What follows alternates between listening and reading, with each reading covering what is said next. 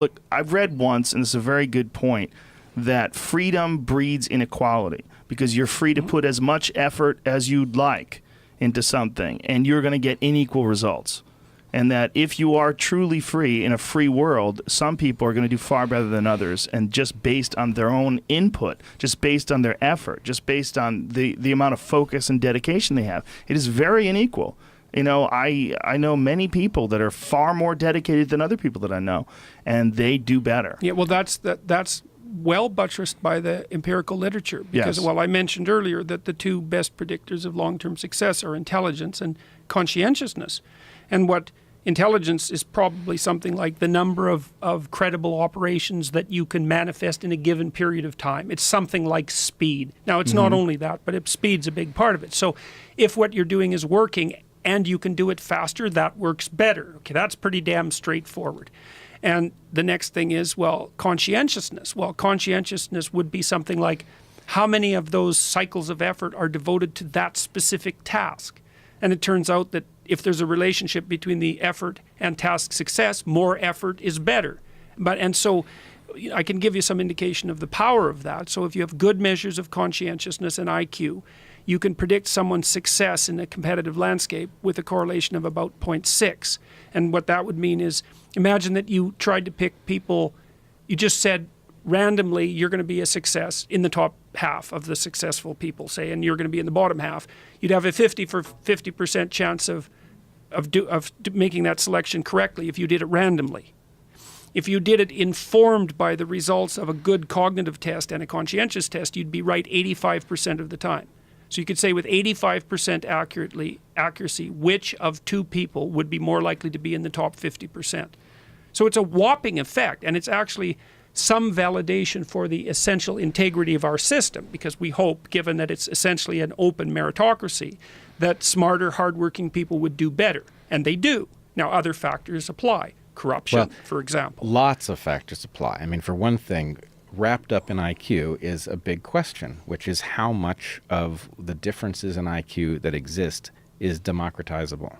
That is to say, how much of this is the result of environments that aren't enriching, or there's lead in the water, or who knows what. Yep.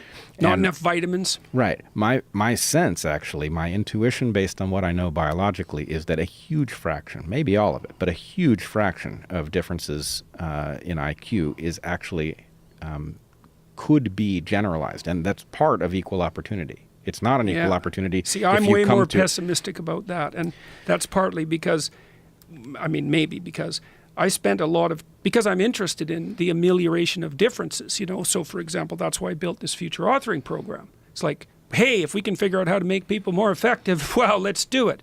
So I scoured the literature on IQ enhancement, and it's bloody dismal, man. Well, it's rough. It's very, very difficult to put together a cognitive training program. Like, some things have worked in a major way. Like the fact that people aren't starving has moved the bottom of the IQ distribution way up over the last 100 years. That's been like a walloping success. But a lot of the things that we hoped would work, like Head Start's a good example of that. You know, Head Start was part of the American War on Poverty, and the idea was you'd give, you know, deprived kids a leg up early before they hit school, and start training them cognitively earlier.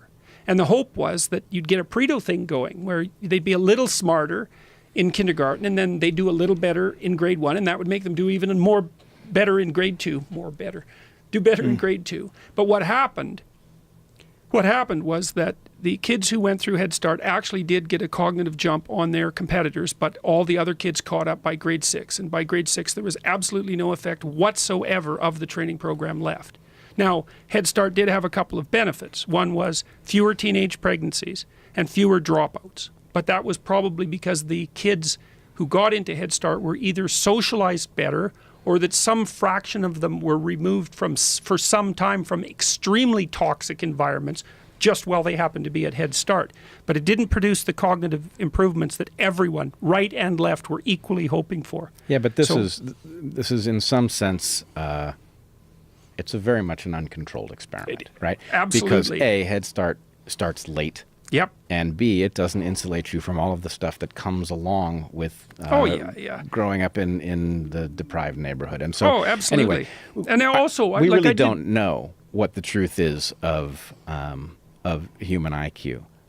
And there are some results that suggest some things that are not hopeful. On the other hand, some of them just simply run afoul with the biological realities of intelligence. Well, here's a good example of the lack of malleability. I mean, there's a couple of things. The first is that we may already be at a point of diminishing returns in terms of eliminating individual differences in IQ, because everyone has central heating, everyone has air conditioning, everyone has enough food, everyone has access to an infinite pool of information. So you could say even if you're in a deprived environment but you're smart, the intellectual landscape is wide open to you. Now, I'm not saying that's the case, but you can make a case for that.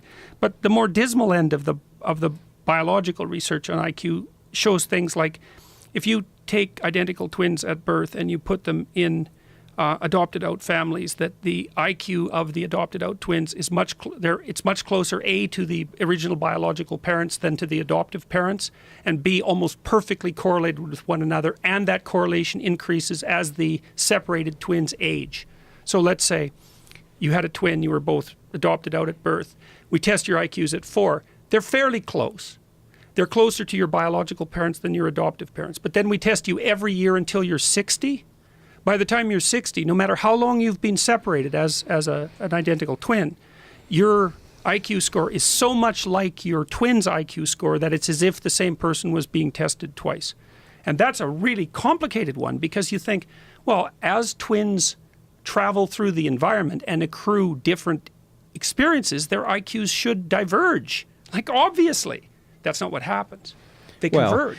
So there are a lot of places to critique that. For one thing, there aren't very many identical twins raised apart. It's a small sample. This is definitely true. Those identical twins raised apart carry with them whatever effects there were from before they were born, for example. Sure, and they look the same. And so if they've been damaged by an environment that was unhealthy for their mother when she was pregnant, then they would carry that through, and it would show up as a similar IQ later in life. So that one really wants to see that this is true on the positive side, not just the negative side. So anyway, I'm not saying that there's nothing to it. I'm really saying I think we don't know. It's very early in this. But what I can say, and I think, a couple of the things that we've settled on in this conversation already, are that an environment in which we can say anything, that we can advance any argument and test it. It doesn't mean that that argument is protected, but that any argument can be advanced and then challenged, that is inherent to navigating. And the other thing that I think we would agree on is that equality of opportunity is nothing but good. Right, a fair game with equality of opportunity. A fair game with equality of opportunity. And I guess one thing I would add, I don't know if we would agree on this, but you were talking about the fact that, I forget which thing exactly, but that a system based on merit produces inequality, because people will... Freedom. Yeah, that freedom produces inequality. That's not necessarily a bad thing, but it doesn't mean that we are obligated to ride it all the way down. Right? The fact is, we could make people safe to fail, right? So that you are encouraged to attempt to do something highly valuable. And if it doesn't work out, then the point is you're not home.